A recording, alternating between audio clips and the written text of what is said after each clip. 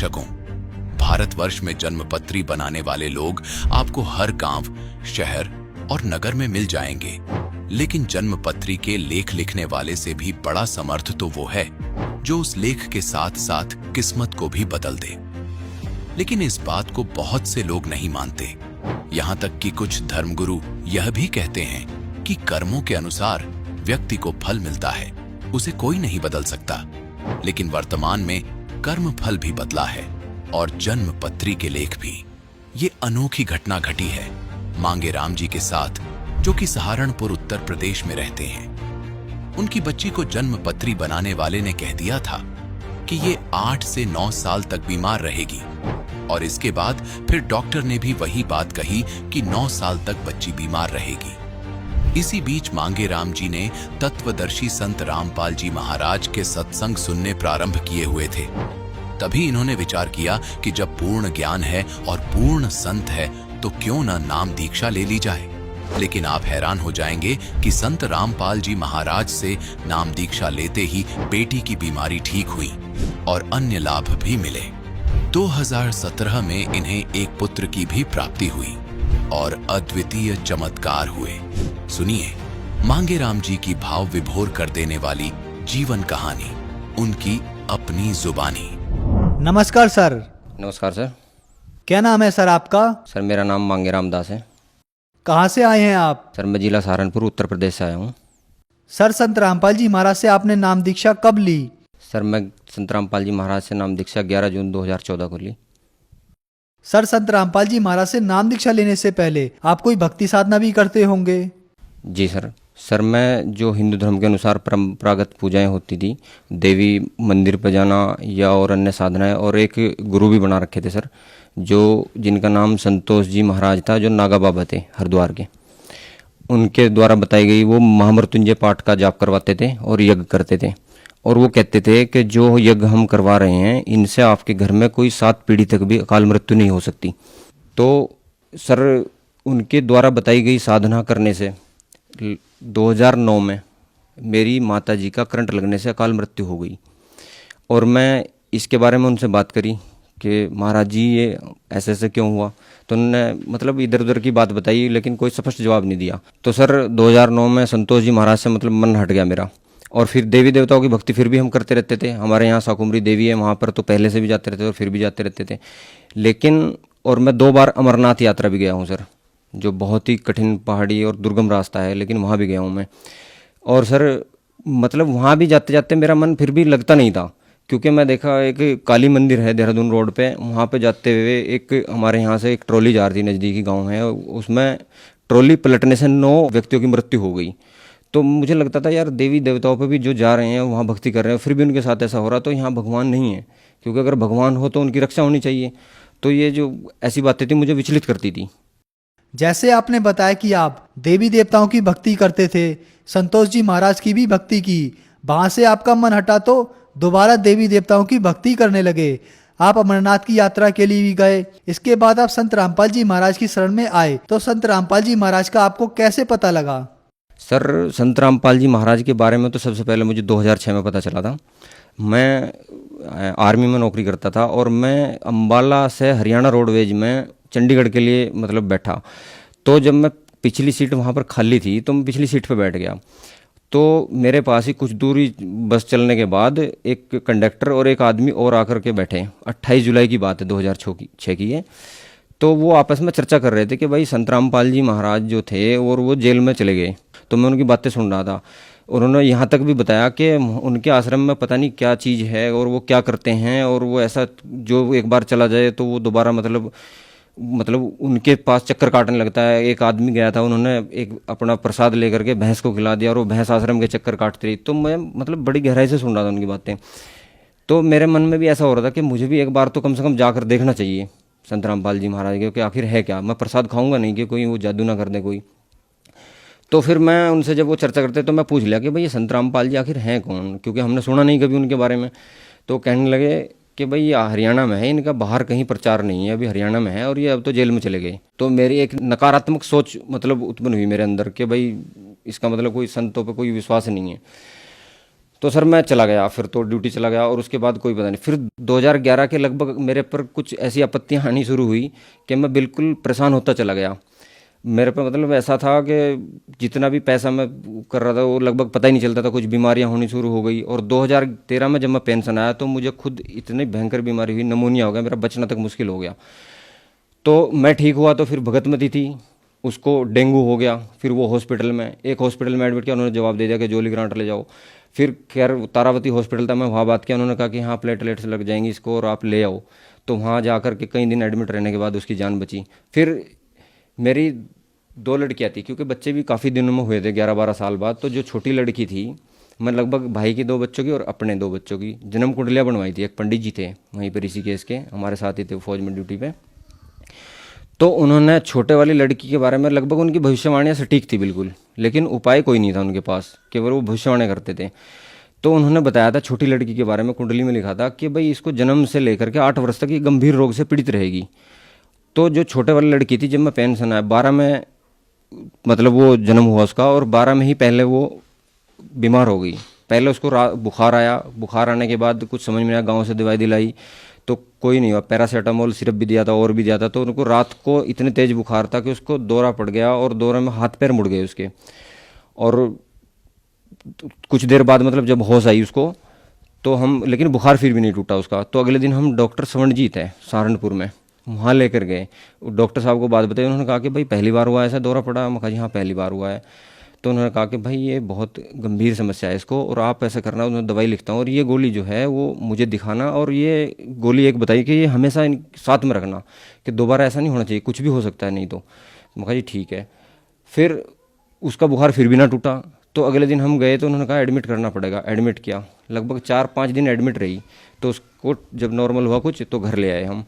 फिर कुछ दिन के बाद 2013 में फिर भर्ती हुई वो। 2013 में इतनी सीरियस हालत हो गई कि 5 दिन तक बुखार नहीं उतरा उसका। और 5 दिन बाद जब संडे का दिन था तो डॉक्टर स्वर्णजीत ने कहा कि भाई मैं परेशान हूँ और इसको समझ में कुछ नहीं आ रहा, टेस्ट भी करा लिया, सब कुछ करा लिया, एक्सरे करा लिया, अल्ट्रासाउंड, तो ये कुछ नहीं आ रहा। तो उन्होंने कहा कि भाई इसको जो बीमारी है ये 9 साल तक रहेगी, और पंडित जी ने कहा था कि भाई इसको 8 साल तक गंभीर रोग से पीड़ित रहेगी। और डॉक्टर साहब कह रहे कि तो साइंस और आध्यात्मिक लगभग दोनों ही एक बात कह रहे। और लगभग ये बात 2013 तो हो गया, फिर दवाई चलती रही उसकी। तो फिर मुझे पता चला 2014 में, हमारे एक रिश्तेदार है अश्वनी कुमार, तो उन्होंने संत रामपाल जी महाराज से नाम दीक्षा ले ली, और मुझे पता चला कि भाई उन्होंने संत रामपाल जी से नाम दीक्षा ली है। तो मैं उनको फ़ोन पे ही बताया कि यार आप कहाँ चक्कर में पड़ गए, और वो तो ऐसे ऐसे जेल में भी गए थे, और उन ऐसे संतों के चक्कर में पड़ते, सत्संग सब बकवास है, ऐसे नहीं करा, इनके चक्कर में नहीं पड़ना चाहिए। तो उन्होंने मुझे कहा कि अब आपने ज्ञान नहीं सुना, पहले उनका ज्ञान सुनना है एक बार। तो मैं उनको ये जवाब दिया कि मैं उनकी पुस्तक पढ़ रखी हूँ ज्ञान गंगा, मतलब मैं झूठ बोल रहा है ऐसे ही, क्योंकि मैं पुस्तक पढ़ी भी नहीं थी, सिर्फ 1-2 पेज पलट कर ही देखा था। तो मैं कहा मैं कुछ नहीं देखना है, मैं नहीं इन्हीं संतों के चक्कर में आता हूँ। तो बात हो गई। फिर मैं जब उनकी दुकान पर आया तो वो 4 भगत थे, लगभग आपस में ही दुकान में रहते थे वो। उन्होंने चारों नहीं, लगभग 1-1.5 महीना पहले ही नाम लिया था। तो मेरे पास आए, उन्होंने कहा कि भाई साहब आप संत रामपाल जी महाराज का ज्ञान सुनो। तो मैं कहा मैं इनके चक्कर में नहीं आता, मुझे नहीं बताना है। तो उन्होंने काफ़ी देर तक मैं बहस करी उनके साथ में, उन्होंने मुझे समझाया। फिर वो इतना तो नहीं बता पाए, लेकिन उन्होंने मुझे सिर्फ इतना कहा कि हाथ जोड़े ऐसे, और वो कहने लगे कि भाई साहब हम तो आपके भले के लिए कह रहे थे, और आपकी जैसी मर्जी हो वैसा करो, लेकिन एक बार ज्ञान सुन लो संत रामपाल जी का। तो वो ऐसे बोल करके हाथ जोड़ के चले गए। तो मुझे दुख सा हुआ थोड़ा, यार ये मेरे भले के लिए कह रहे थे और मुझे ऐसा नहीं करना चाहिए था, इनके साथ दुर्व्यवहार नहीं करना चाहिए था, कम से कम एक बार देखूँ तो सही। तो मैं ऐसे करते करते उनके अपने अश्वनी भगत जी के घर चला गया शाम को। तो शाम को सत्संग आ रहा था संत रामपाल जी महाराज का, तो उन्होंने कहा कि सत्संग देख लो। मैंने कहा चलो भाई। तो लगभग उस टाइम ज़्यादा हो गया था, 15-20 मिनट का ही सत्संग बजा था। तो उस दिन ज्ञान चर्चा आ रही थी, सतपाल जी महाराज हरिद्वार वाले जो हंसा देश वाले हैं, और वीएस संत रामपाल जी महाराज। तो सतपाल जी महाराज से वो चर्चा सिर्फ 15 मिनट की मुझे सुनने को मिली। सतपाल जी महाराज से पूछा मीडिया वालों ने कि महाराज जी परमात्मा साकार है निराकार? तो सतपाल जी महाराज ने बताया कि परमात्मा निराकार है, उसको देखा नहीं जा सकता, केवल प्रकाश ही दिखाई देता है, परमात्मा दिखाई नहीं देता है। तो फिर संत रामपाल जी महाराज से पूछा कि महाराज जी ये बताइए कि परमात्मा साकार है निराकार? तो संत रामपाल जी महाराज ने परमात्मा साकार बताया, मनुष्य सदृश, और उसका नाम कबीर बताया। और उसके लिए उन्होंने इतने प्रमाण दिखाए वो 15 मिनट में कि तभी मुझे यकीन हो गया कि भाई इस धरती पर गुरु हैं तो संत रामपाल जी महाराज हैं, और भगवान है तो कबीर साहब है। तो वो कबीर साहिब की वाणी मेरे याद आई कि गुरु गोविंद दो खड़े काके लागू पाए और बलिहारी गुरु आपना जिन गोविंद दियो बताए। तो मैं समझ लिया कि भाई मैं अब संत रामपाल जी महाराज से ही नाम दीक्षा लूँगा। फिर भी मैं वहाँ उनको नहीं बताया, क्योंकि मेरे अंदर एक अहंकार सा था कि इन्होंने मुझे बताया तो मैं ऐसा समझ रहा कि नहीं अभी नहीं कहूँगा मैं इनको, क्या नाम लेना है। और मैं वहाँ से कहा कि भाई मुझे एक किताब दे दो, ये ज्ञान गंगा थी उनके पास। तो उन्होंने कहा कि ठीक आप ले जाओ। तो मैं वो पुस्तक लेकर के घर आ गया और वो पुस्तक के 10-15 पेज पढ़े मैं, और 2-4 अगले दिन सत्संग देखा मैं, पूरा सत्संग देखा मैं 1 घंटे का। और वो सत्संग देखने के बाद मैं फ़ोन किया कि भाई मैं नाम दीक्षा लेना चाहता हूँ। उन्होंने कहा कि भाई पहले ज्ञान समझ लो, कि नहीं मैं ज्ञान समझ लिया और मैं नाम दीक्षा लेना चाहता हूँ, मैं मतलब रुकूंगा नहीं। तो उन्होंने कहा कि ठीक है हम कबीर प्रगट दिवस पर 11 जून को सत्संग में जाएंगे बरवाला, और तब आप हमारे साथ चलना। तो मैं कहा ठीक है। तो जब ये बात मेरी भगतमती को पता चली कि ये नाम दीक्षा लेंगे, तो उसने क्या अपने घर फ़ोन किया और मेरे ससुराल में बताया कि इनको रोक दो, अभी नाम ना लें और ये सब 1 साल बाद ले लेंगे। तो उनका फ़ोन आया कि आप 1 साल बाद चले जाना, नाम लेना ही है तो, लेकिन अभी मत करो, ये जो मन्नतें मांग रखी ये सब पूरा कर लो पहले। मैं कहा नहीं मैं नहीं लूँगा, इसको जो करना है ये कर ले, मैं इसको नहीं बोलता, ये भी ज्ञान समझ ले अगर समझना है तो, लेकिन मैं नहीं रुकूँगा अभी बिल्कुल भी, मैं नाम लूँगा। तो मैं कहा कि भाई तू भी देखा कर सत्संग। तो उन्होंने 4-5 दिन सत्संग देखा, कहने लगी मैं भी चलूँगी। मैं कहा बहुत अच्छा है। तो फिर हम 11 जून 2014 में नाम लेने के लिए बरवाड़ा सत्संग गए, बरवाड़ा आश्रम हिसार, अश्विनी भगत जी के साथ में। तो सर संत रामपाल जी महाराज से आपने 2014 में नाम दीक्षा ली, उससे पहले आप दुखों से घिरे हुए थे। संत रामपाल जी महाराज की शरण में आने के बाद क्या आपको कोई लाभ भी प्राप्त हुए? सर जैसा मैं बताया कि मैं बीमार था, भगतमती बीमार रही, और लड़की को तो पंडित जी ने भी जन्म कुंडली में लिखा हुआ था कि ये 8 वर्ष तक गंभीर रोग से पीड़ित रहेगी, और डॉक्टर साहब ने कह दिया कि ये 9 वर्ष तक बीमार रहेगी, इसको ऐसी बीमारी है, और इसको खाने पीने का बिल्कुल विशेष ध्यान रखना और दवाई हमेशा साथ रखना। तो सर मैं ये ज्ञान समझ करके गया था संत रामपाल जी महाराज के पास। मुझे बिल्कुल भी ये नहीं था कि मुझे कोई लाभ होगा या नहीं होगा, ये तो बाद की बात है, लेकिन मैं बिल्कुल ज्ञान समझ कर गया था कि इस धरती पर गुरु हैं तो संत रामपाल जी महाराज, क्योंकि आज तक तो कोई भगवान का ही निर्णय नहीं करके बताया कि कौन है भगवान। सब कहते हैं निराकार है, भगवान को देखा नहीं जा सकता, और संत रामपाल जी महाराज ने सैकड़ों प्रमाण दिखाए हैं कि परमात्मा साकार है, मनुष्य दर्श है, उसका नाम कबीर है। तो मैं भगवान कबीर है और गुरु संत रामपाल जी महाराज, ये समझ कर गया था। मुझे नहीं पता था कि मुझे लाभ होगा भी या नहीं भी होगा। तो जब मैं आश्रम गया, मुझे भगत जी ने भी कहा, सोनी भगत जी ने, कि भगत जी पहले आप सत्संग सुनना, उसके बाद नाम ले लेना। मैंने कहा जाते ही अंदर कि भाई मैं पहले नाम लूँगा, उसके बाद ही मैं जो भी सत्संग सुनना जो भी करूँगा, क्योंकि मैं सुन लिया। तो मैं नाम लिया सर। और उस दिन वो हमारी छोटी बच्ची जो थी, जो बीमार रहती थी, वो निप्पल से दूध पीती थी। तो सर उसका निप्पल अब कैसे भी वो घर पर छूट गया हो। तो जब हम वहाँ गए तो हमने वहाँ आश्रम में सब कुछ मिलता था, भंडारा भी, दूध भी। तो दूध में गिलास में लेकर आया, उसको दूध पिलाने के लिए गिलास में, लेकिन उसने पिया नहीं, वो रोती रही, भूखी रोती रही। भंडारे में लेकर, भंडारा नहीं किया, कुछ नहीं खाया, रोती रही। तो सर 11 जून को पहला दिन था सत्संग का, पाठ प्रकाश हुआ था, और वहाँ पर प्रसाद बना था, हलवा प्रसाद। वो देसी घी में होता है, और घी भी उसमें से इतना होता है कि हाथों से नीचे निकलता रहता है। तो सर मैं जहाँ हलवा प्रसाद बट रहा था, वहाँ गोद में ले गए उस बच्ची को, उधर गया तो वो बच्ची हाथ से ऐसे ऐसे करने लगी हलवे की तरफ। तो सर मैंने हलवा ले लिया वो, और उसको खिलाया तो वो खाने लगी। अब मैं ये था कि उसकी पसलियाँ तो चली रही थी, क्योंकि हमेशा उसका सांस चलता रहता था ऐसे। तो उसने हलवा छक के खाया, और खाने के बाद थोड़ी देर बाद उसको पानी पीना ही था, पानी पिलाया। तो अब मुझे ये मतलब ऐसा लगा, मैं भगत जी को भी कहा, सुनी भगत जी को, कि भगत जी सुबह गाड़ी जल्दी चलना ले करके, और सुबह दिखाएंगे, और मैं फ़ोन कर दूंगा उस लड़के को, क्योंकि मैं नंबर रखता था वहाँ का, कि नाम लिखवा दूंगा, और इसको तबीयत बिगड़ जाएगी क्योंकि हलवा खा लिया इसने अब। और मुझे बिल्कुल नहीं पता था कि अब क्या होगा, मुझे ये था कि अब तबीयत इसकी और बिगड़ने वाली है। लेकिन सर वो हलवा प्रसाद खाने के बाद और पानी पीने के बाद वो लड़की बिल्कुल ठीक हो गई। और सर जो डॉक्टर ने कहा था 9 साल तक बीमार रहेगी, और पंडित जी ने कहा था 8 साल तक बीमार रहेगी, तो वो लड़की वो हलवा प्रसाद खाने के बाद सर वो 11 जून 2014, और सर आज का दिन है, आज तक एक गोली भी डॉक्टर सवनजीत के यहाँ से नहीं ली, और वो बिल्कुल ठीक है सर। नाम लेने से पहले मई 2014 में मेरे बाईं तरफ जो बहुत ज़्यादा दर्द हुआ, जो पहले भी रहता था, लेकिन उस दिन बहुत ज़्यादा दर्द था। मैं एक शादी में गया हुआ था, तो मैं एक डॉक्टर के पास गया। वहाँ पर मैं उनको बताया कि डॉक्टर साहब ऐसे ऐसे है, पहले भी होता है लेकिन आज बहुत ज़्यादा बेचैनी है मुझे। तो उन्होंने बताया कि भाई लक्षण जो हैं हार्ट के हैं, और आपको टेस्ट कराने पड़ेंगे। तो मैं कहा, उन्होंने 2 खुराक दी, मैं दवाई ली, मुझे कुछ आराम मिला। और अब मैं ये मतलब इसी उसमें था कि मैं अब टेस्ट कराने जाऊंगा, कब कराऊं कहाँ कराऊं, यही सोच रहा था। तो तभी मुझे अश्वनी भगत जी ने वो ज्ञान के बारे में बताया और मुझे संत रामपाल जी महाराज के ज्ञान के बारे में पता चला, मैं ज्ञान समझा। और जब 11 जून 2014 को मैं नाम लिया, और सर वो 11 जून 2014 को नाम लेने के बाद वो जो मेरी हार्ट की जो प्रॉब्लम थी उसका तो पता भी नहीं चला, कि मुझे दर्द आज तक भी नहीं हुआ।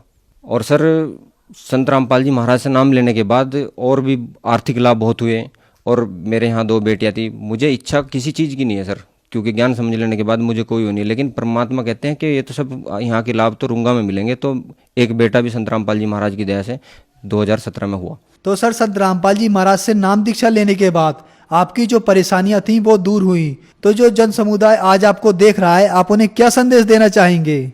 सर भक्त समाज से मेरा हाथ जोड़कर निवेदन है कि भाई संत रामपाल जी महाराज के रूप में पूर्ण परमात्मा आए हुए हैं धरती पर, और जो सभी सदग्रंथ प्रमाणित कर रहे हैं कि उस गुरु की क्या पहचान होगी, वो कैसे ज्ञान देगा, कैसे बताएगा और क्या लाभ मिलते हैं जो भगवान के, तो वो संत रामपाल जी महाराज की शरण में आकर प्राप्त हो रहे हैं भक्तों को। और मेरे साथ हुआ है, क्योंकि मेरा जीवन बहुत दुखी था और आज मैं बिल्कुल सुखी हूँ, और परमात्मा की दया से, संत रामपाल जी महाराज की दया से बिल्कुल सुखी जीवन जी रहा हूँ। तो मेरी सभी भक्त समाज से प्रार्थना है कि पहले तो संत रामपाल जी महाराज का ज्ञान समझें, उनका ज्ञान देखें, और फिर संत रामपाल जी महाराज से नाम दीक्षा लेकर अपना कल्याण करवाएं। सर संत रामपाल जी महाराज से नाम दीक्षा कैसे ले सकते हैं? सर संत रामपाल जी महाराज से जो आप सत्संग, भक्त समाज सत्संग देख रहा है, नीचे चैनल पर एक पट्टी चल रही है, उसमें फ़ोन नंबर दिए हैं। और आज संत रामपाल जी महाराज की दया से पूरे विश्व में उनके ज्ञान का, संत रामपाल जी महाराज ज्ञान का प्रचार हो रहा है, और भक्त भी आसपास मिल जाते हैं। उन नंबरों पर फ़ोन करें, या और अन्य कोई आसपास जो भक्त मिल जाए उनसे पता करके, और जगह जगह संत रामपाल जी महाराज के नामदान सेंटर खुले हुए हैं, और वहाँ जा कर के नाम दीक्षा ले सकते हैं। सर आपने बीच में एक कहावत की बात की कि हरियाणा में ऐसी कहावत थी कि भैंस को संत रामपाल जी महाराज का हलवे का प्रसाद खिलाया गया और वो भैंस अपने घर से खूंटा तोड़कर आश्रम में चली गई। तो उस कहावत के पीछे क्या सच्चाई है? सर जो ये कहते हैं ना कि भैंस प्रसाद खाकर आश्रम के चक्कर काटती रही, बिल्कुल बकवास करते हैं लोग, झूठ बोलते हैं, भ्रमित करते हैं लोगों को। और संत रामपाल जी महाराज के हलवा प्रसाद में वो शक्ति है सर, कि मेरी बच्ची जो पंडित जी ने कहा था कि 8 वर्ष तक गंभीर रोग से पीड़ित रहेगी, और डॉक्टर साहब कहते थे कि 9 साल तक बीमार रहेगी और इसका परहेज रखना है, तो वो हलवा प्रसाद मात्र खाने से और नाम दीक्षा संत रामपाल जी महाराज से लेने से, नाम दीक्षा तो सर मैं ली थी, मेरी भगतमती ने ली थी, लेकिन वो बच्ची तो बहुत छोटी थी, लेकिन वो हलवा प्रसाद खाने से संत रामपाल जी महाराज की कृपा से सर वो बच्ची बिल्कुल स्वस्थ हो गई। और उसके बाद डॉक्टर स्वर्णजीत के यहाँ से एक गोली तक भी लेने की जरूरत नहीं पड़ी, और आज बिल्कुल स्वस्थ है। अभी तो वो 8 वर्ष की भी नहीं हुई है, अभी तो छोटी है, लेकिन बिल्कुल स्वस्थ है सर। धन्यवाद सर। सत साहिब।